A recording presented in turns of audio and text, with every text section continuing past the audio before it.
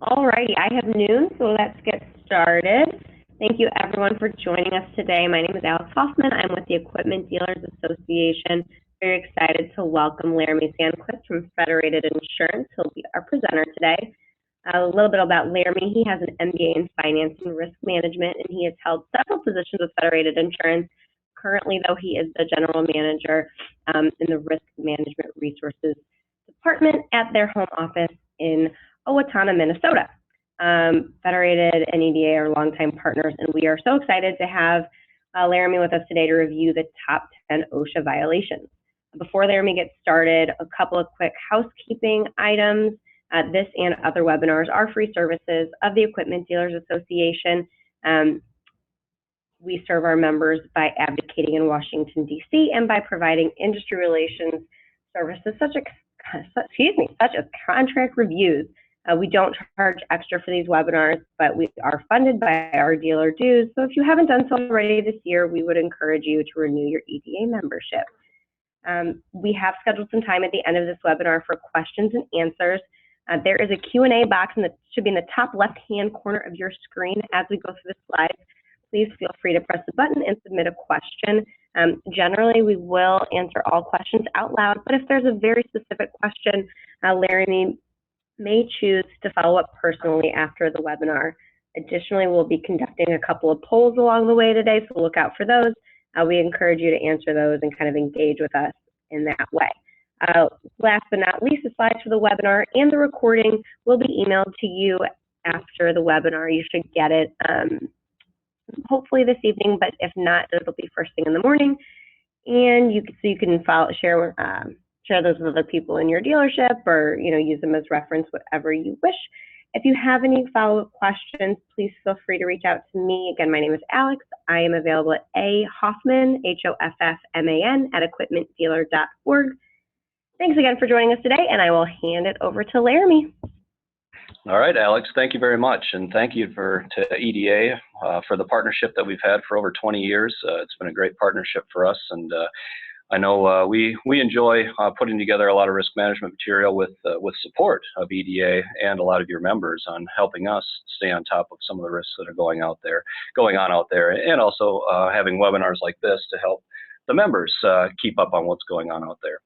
So I'm doing a twist on a webinar that we presented about 9 months ago on a top 10 list to stay away from it, and it goes through some of the OSHA violations that are going on out there, but I'm gearing it more towards the equipment dealer industry and some of the losses that we're seeing in the equipment dealer world, and then also some of the resources that are available for clients and partners to be able to access to help do some training and help combat some of the issues that are going on out there. So definitely appreciate everyone on the line. So what is a top 10, and why does this thing come out? Well, every year the top 10 list comes out from OSHA, generally in the September timeframe, so we should probably be expecting a new list here coming out in the next couple months or so.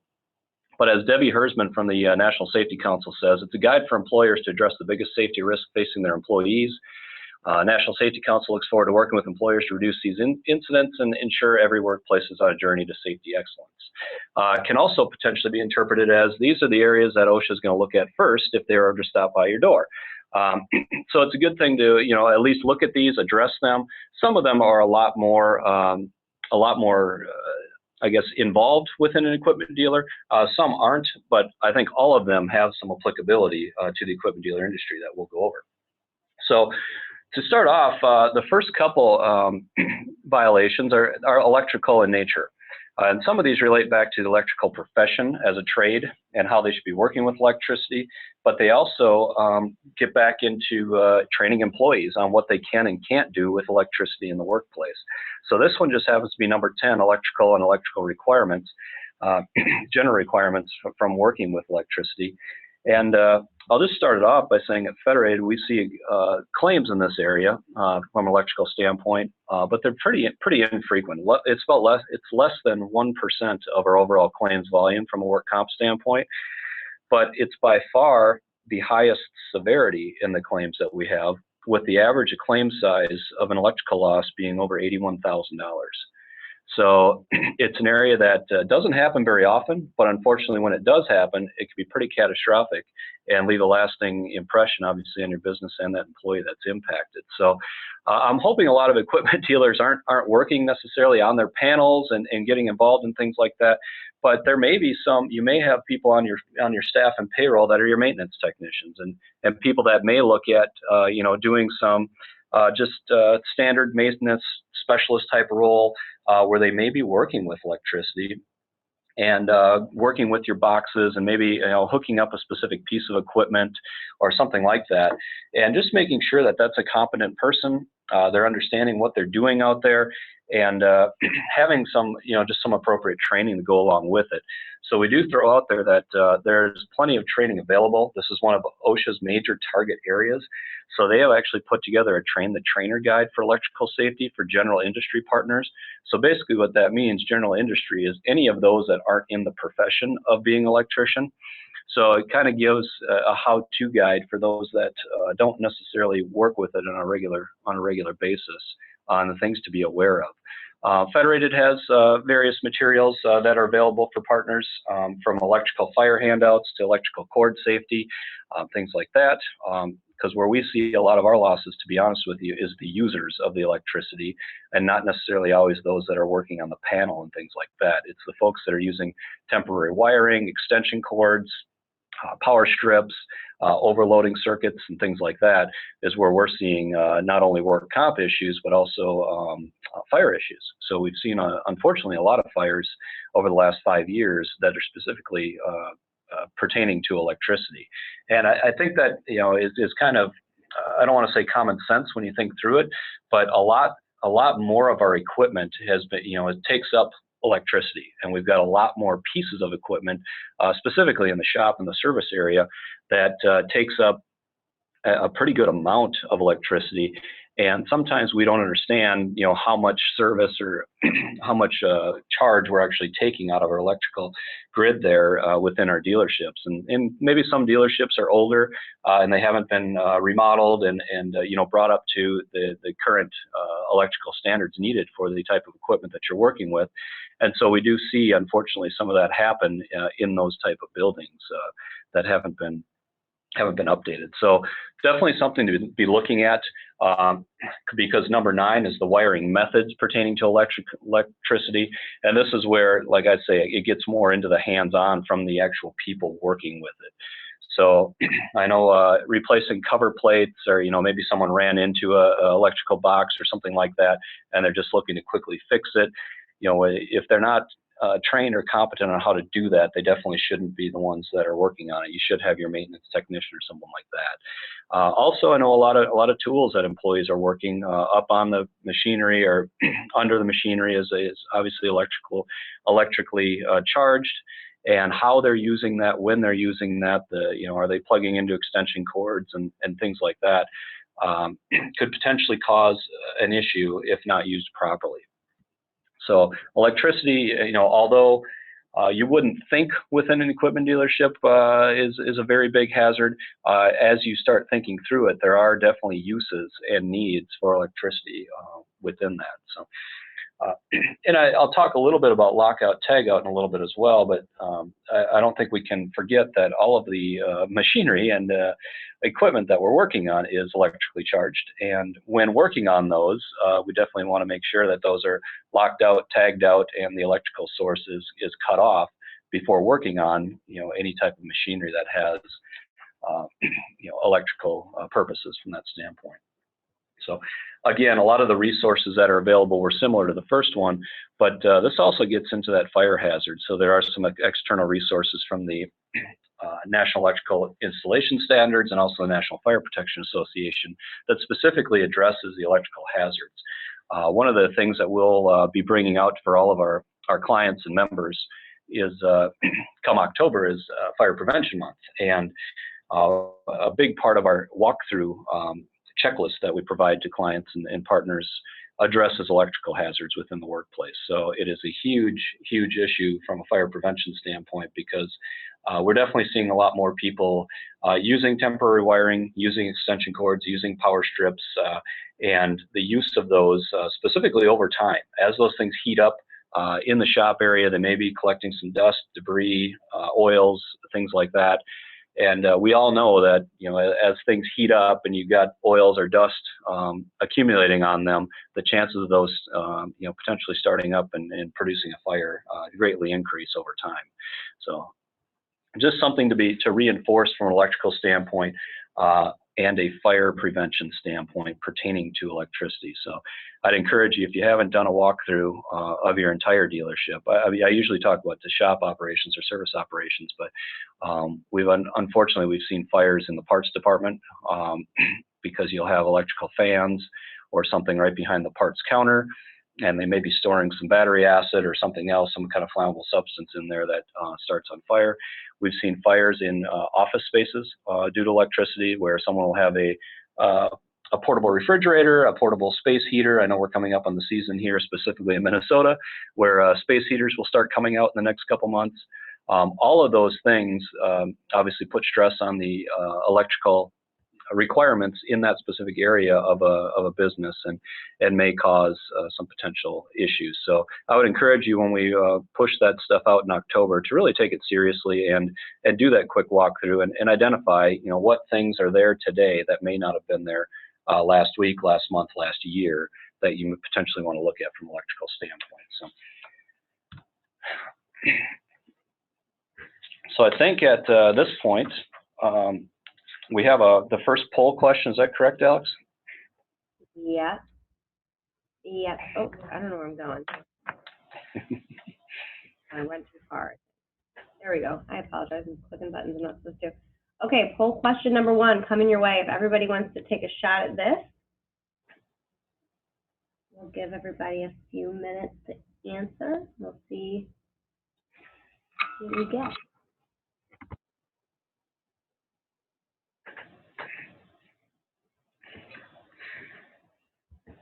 I love these poll questions. It gives me a chance to take a water break. Much deserved.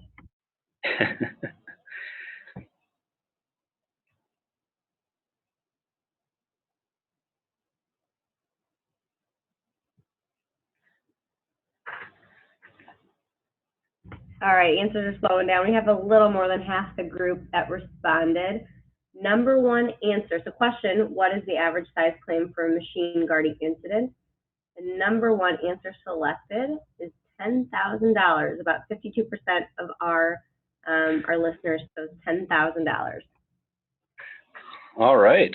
Well, luckily, $10,000 is the correct answer for that. And I say that, I guess, fortunately, because we got the answer correctly, but unfortunately, because these are pretty substantial claims when it comes to machine guarding, and that'll be the next one we talk about here, is the number 8 area, which talks about machine guarding. So some of these standards pertaining to machine guarding have to do with, you know, machine shop type operations. So they would have very substantial fixed machines, whether that be CNC machines, whether lathes or spinning machines, turning machines, things like that, press brakes, whatever it happens to be. But obviously within an equipment dealership, there are plenty of portable type tools and machines that you're using, whether that be portable tools that you're using in conjunction with repairing a piece of machinery, or also maybe like a pedestal grinder or something of that sort. And I know some equipment dealerships even have a small little machine shop in a back office or a back service area to be able to, you know, grind things or cut things or, you know, whatever you need to do with those pieces of equipment.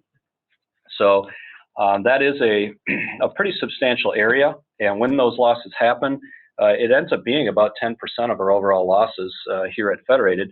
And as you guys pointed out, the average claim size of those, you know, 10% of losses is over $10,000. So it does get to be pretty substantial. So where we're seeing a lot of these is obviously any face issues. So there's safety glasses or goggles. There are many times we walk through businesses, whether that be machine shops or equipment dealers or whomever, and we definitely see the safety glasses and goggles there, but whether they're being used or not is always a better question, because they usually have a lot of dust and grease and oil accumulated on them. So hopefully, as people are using these specific machines, or portable tools, they're definitely wearing some kind of face and eye protection from that standpoint. We got protective clothing and protective footwear as well. I think that's a given. Anyone working in the shop area probably has some kind of boot or steel-toed boot requirement for working back in that shop area anyway. But there are plenty of times where machines come with different safety features built into them, whether that be guards or some other safety mechanism that can be unfortunately that can be manipulated and taken off or used without the guard in place, that we definitely want to be aware of and just keep on top of things. So there were many times, we see a saw here in the picture where the blade is protected, but that blade guard can be pulled back, and you see a lot of times where people will automatically just pull that back and not allow it to not allow the flexibility to have it move as the piece goes through there. So just something to keep an eye on, because it is an area that is very easy for OSHA to see if they were ever walk through, but also an area that unfortunately we don't ever hope it happens to anyone, and we don't ever think it's going to happen in our business, but when it does, it can be pretty pretty gruesome type injury.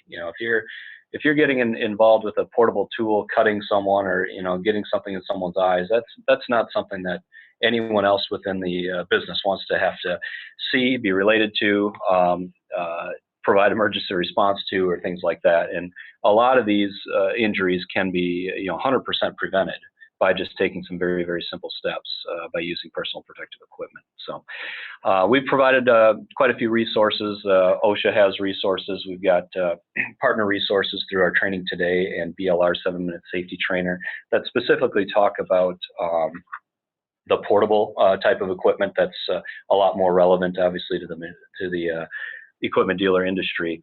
So those topics are out there for any employee if you want to do a quick safety training on a quarterly basis, monthly basis, weekly basis, however often you're doing that. Just another topic to potentially address to show that you're you're keeping these topics in front of your employees. Next piece is ladders. Another one that's very, very important, not only from a frequency standpoint, but from a severity standpoint. From a frequency standpoint, about 17 to 18% of all of our losses here at Federated come from ladders. And unfortunately, from a severity standpoint, it's about 35% of all of our dollars that are paid out from ladders and falls off ladders. So as you could probably surmise from this, it's an area where we do a lot of training, but it's also an area where we put a lot of trust to employees to make very, very good decisions. So I know ladders aren't used as often within an equipment dealership as maybe they are with a contractor who's doing roofing or getting up to elevation on a regular basis. But there's no doubt that there are ladders, I know even on pieces of equipment that are permanently attached that folks are climbing up on a regular basis. And I think the biggest thing I talk to people about with ladders is not necessarily insulting their intelligence and saying need to know how to use these appropriately, but it's to get people to think about it. It's kind of like driving, where everyone thinks they're a good driver, but we continue to have auto accidents out there. And same thing with ladders. Everyone thinks they're so good at just ascending or descending ladders that we don't even think about it. We don't even think that we just walk through a puddle of grease and now our boots are slippery, and the first step or second step we take on that ladder, we slip off and we didn't have a good grasp on it with our hand because maybe our hands have got a little grease, or maybe we're holding a grease towel or something like that, all of a sudden we fall 3 to 5 to 6 to 10 feet off this ladder, and it causes a pretty substantial injury. So some of the biggest losses that we've seen in the equipment dealer industry have been from falls off of equipment, whether that be ascending or descending ladders, or whether that be actually working physically on that equipment. So I would say ladders and in a future slide, fall prevention should be by far a training topic that you're talking about with your folks on a regular basis, because those are never fun accidents to have, and definitely preventable if we're just taking the time and energy to think about it. So OSHA actually came out with a program here about 2 years ago that they just reinforced this spring too, called their Plan, Provide, and Train program. And basically what that means is planning for the job. What type of equipment do I need for that job? specifically pertaining to ladders. Providing the right type of ladder or equipment. So meaning that, you know, if you got to get up 12 feet, don't provide a 9-foot ladder. So people have to, you know, reach off the top rung or even the top step of that ladder. And then training employees that this is how we use ladders safely and things like that. So I think as businesses, sometimes we get in that, you know, thought process that everyone knows how to use a ladder. We don't need to talk about this. That's kind of, I don't want to insult my employees' intelligence. But I think what it goes to is that when you are talking about that specifically, because it's a huge claims driver, it shows them that you care, and it shows them that, hey, this is a big deal that we're seeing industry wide, and this is something that we should definitely be talking about. So there are resources out there, and by far one of OSHA's biggest pushes right now is fall protection and ladder aerial lift and scaffold safety. So definitely an area that if you haven't been talking about or haven't addressed that in the recent weeks, months, whatever, might be a good training topic to go back and refresh with your folks. I think that brings us to poll question number 2, Alex. Well, let's see if we can keep the streak running here. All right, poll question number 2, coming your way. Question is, how often should an employee be forklift trained after initial training?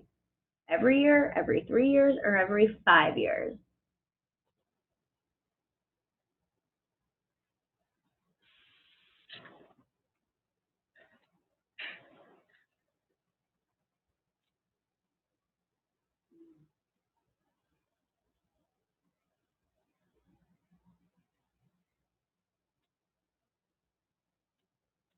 All right. Top answer on the board is every 3 years. 69% of our attendees chose every 3 years. How'd they do? That is correct. That is correct. Every 3 years, someone should be trained after initial training on how to drive a forklift. So with forklift safety itself, initial training should take place before any employee is allowed to use a forklift. That training certification is a 2-part program for those of you that have a forklift on site. You know this. It consists of kind of classroom training and then on-the-job training. So those 2-part programs, and then after that training is complete, you can pseudo-certify that employee, you know, give them a card and show that they have been forklift trained, and then keep that for your records in case you never need to produce those records for an outside agency, OSHA or whomever may want to come look at those. But there should be specific requirements on who is maintaining and repairing those forklifts, and then also if those forklifts are propane powered, who's in charge of filling the propane? Does each individual employee have the opportunity to fill that forklift, or do you have specific people that are able to swap out the propane cylinders on that forklift itself? With that, there should be turn on and shut down procedures. So turn on procedures at the beginning of the day, the beginning of the shift, and then shut down procedures at the end of the shift. So there again, if there are any specific things that should be shut down at the end of the day, making sure someone is responsible for that shutdown. Specifically with those propane forklifts, making sure that the propane valve is shut off or in the off position before leaving at the end of the day in case there were any leaks in the line or anything like that. So these forklifts do cause all kinds of different issues when it comes from a claims perspective. So we can't necessarily pin it down to a percentage standpoint, because it does impact property coverage from, you know, damage to buildings or damage to inventory, damage to your tools and equipment, things like that. So if you're running things over or running into things and knocking off a shelf or whatever it happens to be. We see general liability type issues with forklifts, so damaging customers' equipment, damaging other vehicles, things like that.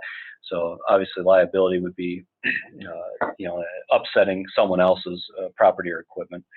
And then you also see a work comp. You have injuries to employees, and whether that be an employee that's in the shop area themselves or the employee that's actually working that forklift. We've seen those types of injuries as well pertaining to forklifts or powered industrial trucks. So having that initial training and then just holding people accountable to doing the right things is important within the forklift world. Again, once people are trained, it's more of an accountability area than anything. Sometimes you see people just whipping around really quickly in those things and using them, maybe not in the safest or most appropriate manner, and holding folks accountable for doing things the right way, I think is a bigger piece with that. So that is powered industrial trucks. But one thing to remember on those is initial training, obviously before anyone starts using that forklift, and then they are also required to do recertification training every 3 years.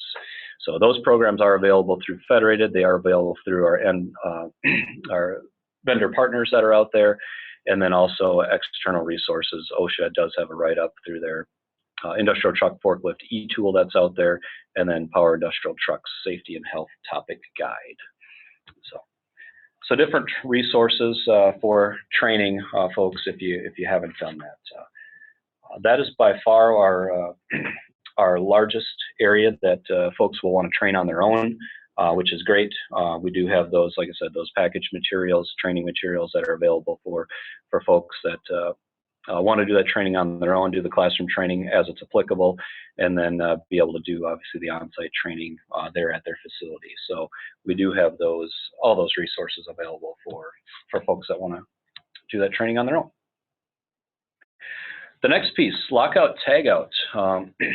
This gets into making sure that anything that's energized is locked out and tagged out before the electricity or energy is reestablished back into that piece of equipment. So definitely applicable to the equipment dealer industry. You guys are working on very large pieces of equipment, very intricate pieces of equipment that have various places that need to be evaluated prior to someone working in, on, or around those pieces of equipment. So this one is pretty huge as far as making sure that whoever is working on that piece of equipment lets anyone and everyone in the surrounding area know where they are, what they're doing, and how they're working with that equipment, so that if anyone else comes around and wants to either start up that equipment or do anything, I guess, pertaining to that equipment, they understand what is going on with that piece of equipment.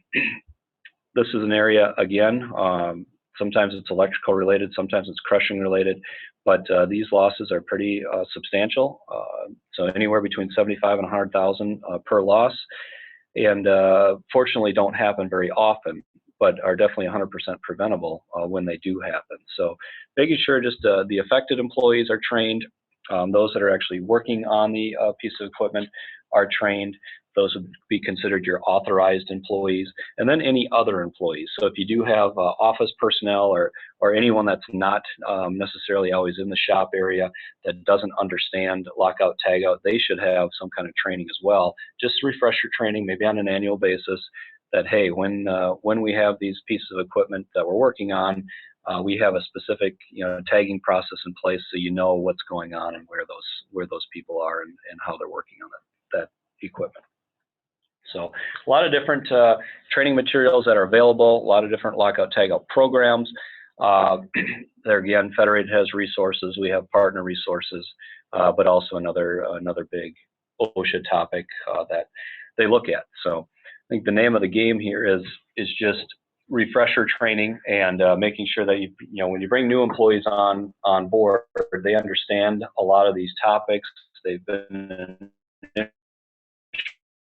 initially trained on them, but then also having refresher training on this information is so critical. That's probably a good place for me to step. That's so important because the losses at any type of business, specifically equipment dealers I can speak to, where we're seeing losses is all across the age range. So some people will think, well, losses only occur for the newer people on the job, or losses only occur with the more experienced people on the job. But I think you'd be surprised to know that between age categories 20 and 60, we break them down into bands, 20 to 30, 30 to 40, 40 to 50, and 50 to 60. Each banded area there represents about 20 to 25% of losses. And so to say that one area or another is more able or more risk averse when it comes to losses. We really can't say that, because you do have more and more people across all age ranges getting are having these losses, and experience does play a huge role in that. About 30 to 40% of all losses across industry are coming from those that are within their first 6 to 9 months on the job. So that obviously that initial training is so important in making sure employees are all trained the right way, and we're not assuming things. Even if they've had a background working for another dealership or working for another, someone else in the industry, or maybe they've just worked on the farm, just using the assumption that they understand this can be pretty critical. You do want to make sure, on your conscience and on your dime, that these guys are getting trained. These people are getting trained by you, for you, on what your expectations are within your business, and that we're not leaving it to chance. So I'll get off my soapbox on that one. The next one is respiratory protection. And every once in a while we will see a respirator within an equipment dealership, and maybe more often than not, depending on the people that are on the line here. But what I will say is that if you have a respirator on site, you better make sure you have a respiratory protection program in place, and you better make sure that the affected individuals are trained on it.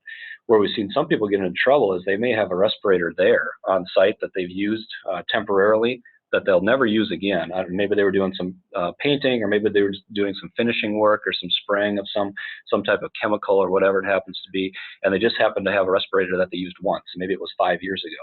Well, if you've got a respirator on site and someone comes through, OSHA mainly comes through, and sees that respirator there, they're going to ask those tough questions. Well, you have a respirator here. Let me see your respiratory protection program. Let me see your fit testing. Let me see your training of your employees. And you'll step back and say, well, we don't do any of that because we don't use it. You'll still get fined for actually having the respirator there and not even using it, because there's that assumption that you have it there. You got to have policies and programs in place, because what they'll come back and say is, well, you have it here. Someone could easily pick it up and use it. And if they're not trained or authorized to use that, that's where you start running into those problems. So if you are using them, obviously you want to make sure that affected individual is trained, they're properly fit tested, and that you have that respiratory protection program in place.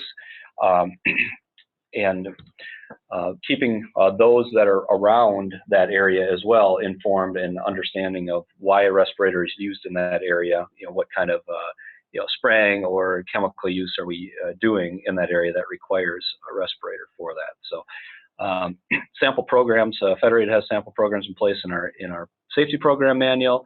We do have training available not only through Federated but also through partner resources, and then obviously OSHA does have a lot of external resources from that standpoint as well. So, but where we hear it the most, to be honest with you, for people talking about respiratory protection is those that may have, like I talked about early on, that portable respirator on site that they've used for a specific task and they just never got rid of it. And they've gotten dinged for not having a respiratory protection program in place, not doing the training and the fit testing and all of the requirements that are needed from a respiratory standpoint. Number 3 is scaffolds, and I'm not sure how often this is used, so I'm not going to make an assumption and say it's not used within the equipment dealer world, but if you are using it, there are some requirements that they put in play. So this is probably more applicable, obviously, to the construction industry, but you should know that that there are requirements out there for general industry. So again, falls are a huge piece from a scaffolding standpoint or from a fall protection standpoint. So fall protection is required over 10 feet when you're working on a scaffold. Cross braces are needed if you're going up over 2 feet. Obviously, anything up above should be fully planked and decked. The working surface should be clean and secure, and the employees should be able to travel back and forth if it's a longer scaffold. This one here just happens to be a kind of a portable fixed scaffold, but some of them do get a lot wider and things like that. So making sure that the employee is protected on that scaffold, and there is some kind of guardrail protection on all sides from that standpoint. So I don't mean to go through this one quickly, but I just don't know how applicable it is in the equipment dealer world. But if it is, we do have, again, training topics on scaffolds, the biggest thing being the competent person who does the erection and dismantling of that scaffold and doing the checking of that scaffolding on a daily basis or on a shift basis, so if you have running multiple shifts, because that's the biggest thing is those those scaffolds can shift depending on where they're used. Whether if they're used outside, obviously any ground conditions, any weather conditions can come into play. If you've got wind or you've got soft soil or whatever it happens to be, there are things you want to look at from an ongoing basis as you're using the scaffold. If it's inside, the environmental conditions are different, obviously, but there's not anything that says that it couldn't have gotten bumped or moved around from shift to shift. So making sure that those are handled if you're using a scaffolding on site. So that brings us to poll question number 3, Alex. Alrighty, we are 2 for 2 so far. Let's see if we can keep up the streak. Poll question number 3, how often should employees be trained on hazard communication? Every year, every 3 years, or every 5 years?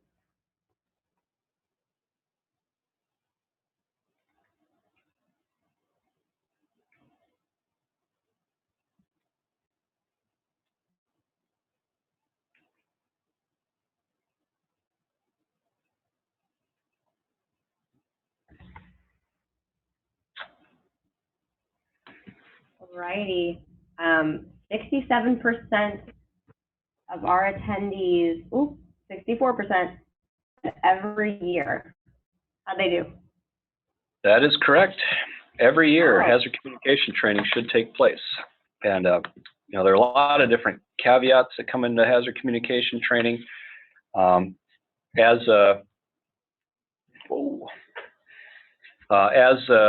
training takes place, anytime a new employee comes on board, they should obviously be initially trained as they come on board as part of your onboarding process, understanding the chemicals that are available in the workplace and how they should interact with those chemicals or not interact with those chemicals. Maintaining those safety data sheets. So anytime there are new chemicals introduced into the workplace, you are also required to do new training on that specific chemical that's introduced into the workspace. So that may change, obviously, the annual training requirement. So the annual training requirement is there for industry where nothing really changes or no new chemicals are introduced. Obviously, within any type of dealer sphere, there may be new chemicals that are introduced from time to time. So as they are introduced, you are required to do the training on those new chemicals. So as part of the program, obviously having a hazard communication program in place, so your policy standpoint and your training that you're doing for employees gets into keeping those safety data sheets or having access to those safety data sheets, so that if an employee is working with a specific chemical and they happen to get that chemical on their skin or in their eyes, or they ingest it or they swallow it, or whatever it happens to be, you can easily access that specific safety data sheet and be able to take appropriate action from that standpoint. Labeling requirements is also a big piece of that. So I know a lot of folks get things in 55-gallon drums, and they will transfer that into a smaller, more portable container. Those labeling requirements are required, for lack of a better term, for those smaller, portable pieces of equipment or whatever.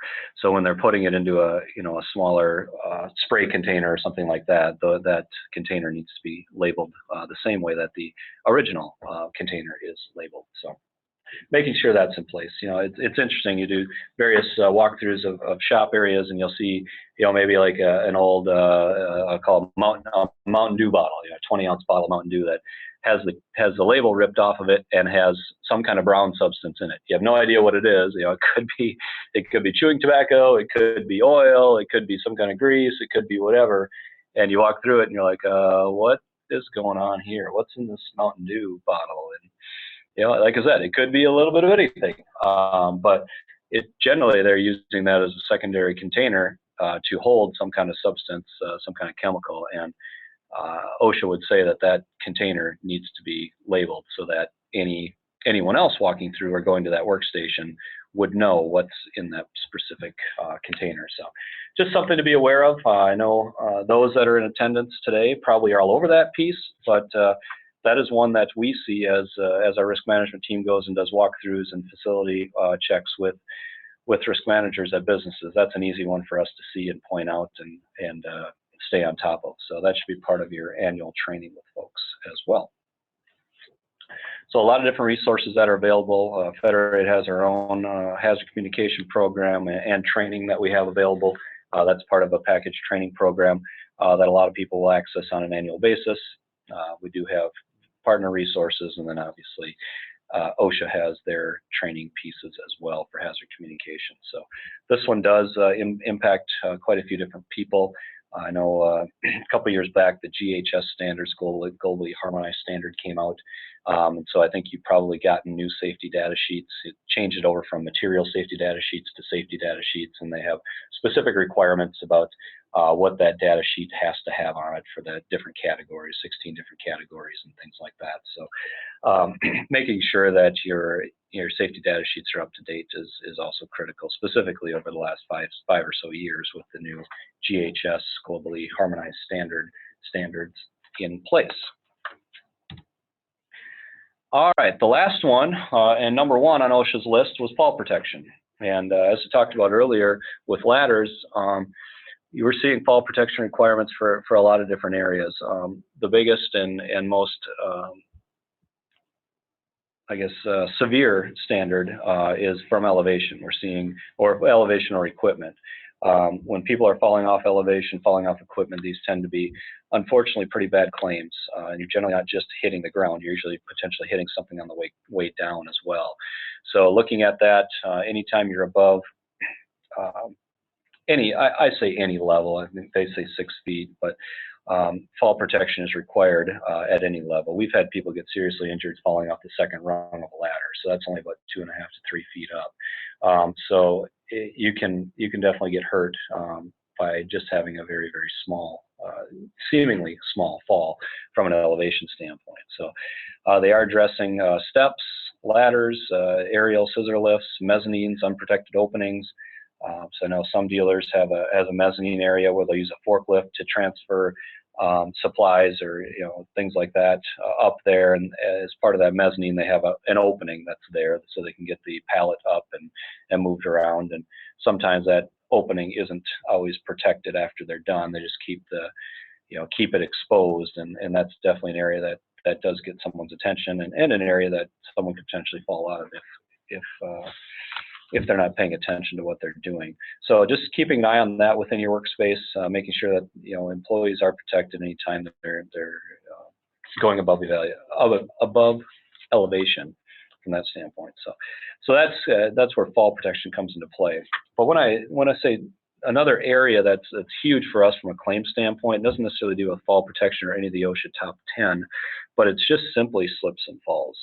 And that doesn't mean you have to be at elevation. If you've got cords, whether that be air hoses or portable extension cords or whatever it happens to be on the ground, we are so distracted nowadays in what we're doing. We're usually doing 2 or 3 or 4 things at the same time, or thinking about 2 or 3 or 4 things at the same time. The last thing we're thinking about is watching where we're walking. And we are seeing a distinct increase in slip and fall accidents in all industries. People just tripping over their own feet, people tripping over things that shouldn't be there on the ground. And so if I can leave any type of impression on folks as you're doing those fire safety walkthroughs that will come out here in the next month or so, I would also address anything that could potentially have people fall. I know some businesses have put in place that there's a no cell phone use in place, but we've seen it where people are leaving to go on break or leaving for lunch, and the first thing they do is they pick up their mobile device and they want to check their email or check their text messages or check the latest news or whatever it happens to be. And as they're walking out the door, they're so concerned about getting on that mobile device that they're not even paying attention that they just tripped over a gas can or something like that. It's crazy. I think those of you that have watched the news have seen various clips of people that have been walking on the sidewalk in the middle of New York City, and they fall down a manhole because they can't even see that there's an open manhole right in front of them because they're so ingrained in looking at their mobile device. So something to just be very, very aware of. And I know a lot of you have policies in place on that mobile device usage in the workplace, but I would also say making sure keeping that workplace clean and aisles clear is also vitally important, even more important in today's day and age of distractions in the workplace. So a lot of different resources, fall protection programs, slip and fall training programs that we have available at Federated to reiterate that message, and then partner resources that are available from that standpoint as well. So last thing I'll just keep you with, well, last couple things I'll keep you with. We do have one more poll question, but it should always be, employee safety should always be a top priority. Employees should know that their safety is a top priority, and that culture that you ingrain throughout your business is so important, and making sure that people are held accountable to it. Doesn't necessarily mean that there has to be, very substantial type things. It's not a one strike and you're out type program. Obviously, the enforcement should fit the crime, but you do want to make sure that people are following the practices and procedures and guidelines that you're setting forth. So that employee safety is so important. Understanding the target areas helps you focus the efforts. That's kind of the point of this presentation. Is a lot of people ask us, well, what are people looking for? Where are the biggest incidents happening that you're seeing out there? And a lot of times, to be honest with you, it does relate back to the OSHA Top 10. Maybe not directly, but indirectly, through electrical and fall protection and ladder safety and things like that, hazard communication, all of that has an impact on the equipment dealer world. There are definitely obviously resources. We've talked through a lot of those, and doing something today will impact the results tomorrow. If you think you can't make a change, you can. We've seen it happen over and over and over with businesses, and I tell people, how do you eat an elephant? You don't eat it all at once. You take baby steps. You take one bite at a time, and eventually that's how you change culture. That's how you change people's behaviors. That's how you change their mindset, and that's how you keep a much safer and proactive work environment. So that leaves us to poll question number 4, Alex. Let's see if we can go 4 for 4. All right. Last question of the day. What is the #1 cause of death in the workplace?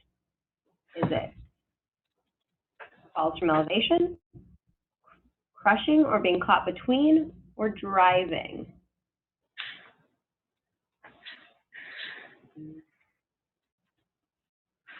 And while we're waiting for these responses, I will say we have at least one question to answer. So again, if anybody has questions for Laramie, use that Q&A button at the top left of your screen, and I'm sure he will be happy to answer them.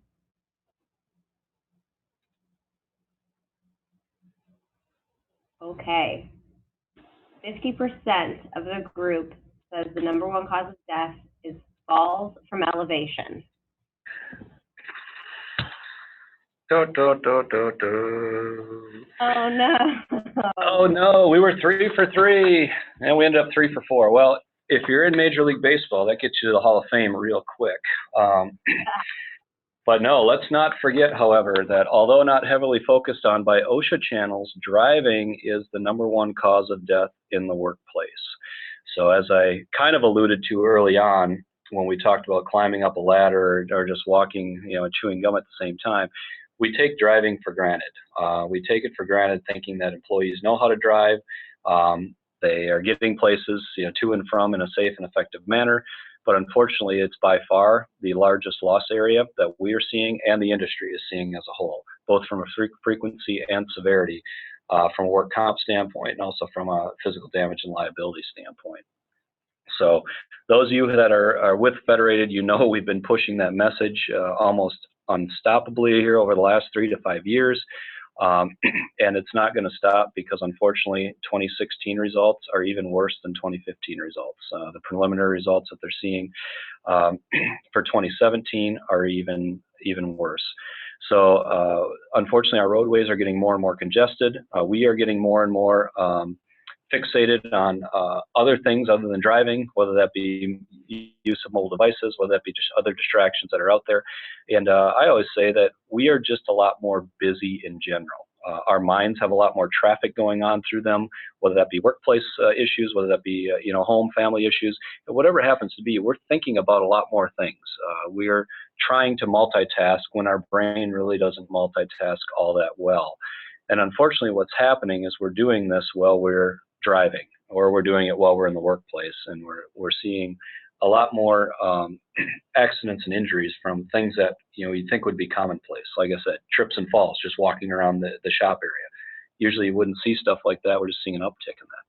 But by far our largest loss area is driving. So if you haven't and aren't continually focusing on that area with your employees, specifically those that are driving on a regular basis, I would definitely encourage you to continue talking about driving. #1 cause of death in the workplace, #1 frequency, and #1 severity from a work comp standpoint. So additional resources. We do have a lot of materials available through Federated at a Risk Management Resource Center. So feel free to contact those folks. You can see the phone number on there, the email address, and also our online resources at federatedinsurance.com are all available for clients of Federated.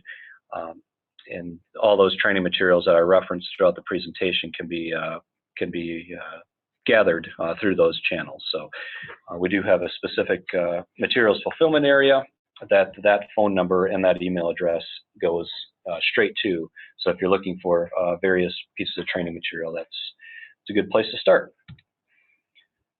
I'll also say at Federated we do regular webinars for all of our clients and association partners. So in August 15th, so coming up here in less than a month, we have a back-to-school employee training piece, which will kind of piggyback, to be honest with you, on some of these topics that we've talked about. And then we also have one on September 19th on the hidden dangers of oversharing. So this gets into some of that social media stuff and what information we share, why we share it, how we share it, because we are in an environment where it's a lot more transparent and people are sharing a lot more things. So it'd be a pretty good webinar to not only not only for us to learn individually, but for us to take back to our employees and train them on some of those dangers. So then we also have our Risk Management Academy seminars. It's a 2.5-day intensive training seminar for risk managers, HR managers, operations managers, those that are in a position to exercise influence throughout the business. But that is in Owatonna this year, November 6th through the 8th, and that is specifically for the equipment dealer industry. So I would encourage anyone that wants to learn a little bit more and take on some more risk management duties and responsibilities. We go pretty intensive into employment practices, hiring practices, training and development tools, driving, work comp, legal issues in the workplace. You name it, we hit it over those 2.5 days. And that is open to any equipment dealer out there. You don't have to be a Federated client. We open that up to anyone that would be willing to come and learn a little bit more about risk management. That's our commitment back to the association. That's our commitment back to the industry, to be honest with you, because we know here at Federated that we are not successful and we are not healthy if the industries we represent and insure are not healthy. So we try everything we can to keep this information, keep these webinars and any other Risk Management Academy type presentations out there so people can use it, and making sure employees make it home safe at the end of the day, and they go home in at least as good, if not better condition than when they showed up that morning is our goal. And that's our commitment back to the industry, and everyone wins when everyone ends up home safe. So with that, Alex, I think I'll turn it over for questions. Okay, perfect. We do have a couple. Let's see. Question, what steps are recommended for recertification for power industrial trucks? Classroom only or classroom and driving tests? For that recertification, you can do both. What a lot of folks will do is they'll order our kit, the classroom type session, and then the biggest thing is they'll reinforce the driving habits of that individual person. So yes, the classroom side of it is probably going to be refresher training for them, but as anyone knows from a classroom standpoint, if you haven't looked at something, for me, if I haven't looked at something in like a month, I tend to forget what it was, let alone every 3 years. So sometimes the classroom stuff will change. So it's good to have that classroom side, but the bigger thing is making sure that field course that you're doing is important. So you can really evaluate how they're doing out there. Not that you're not watching them on a daily basis anyway, but those are the requirements: classroom and the on-the-job piece. Excellent. If there are any other questions for Laramie Laramie, excuse me, shoot them over now. Another question was asked was whether or not this would be available after the webinar. The answer is yes. All attendees will receive an email either later today or tomorrow with the PowerPoint slides as well as a full recording of the presentation. I don't see any more questions coming in, so I guess we can go ahead and wrap it up. Laramie, thank you, appreciate it. Thank you for all of our dealers for tuning in today. Again, if you have any questions for either Laramie or I, feel free to follow up with an email. We'd love to hear from you. Thank you, Alex. Thank you. Have a great day.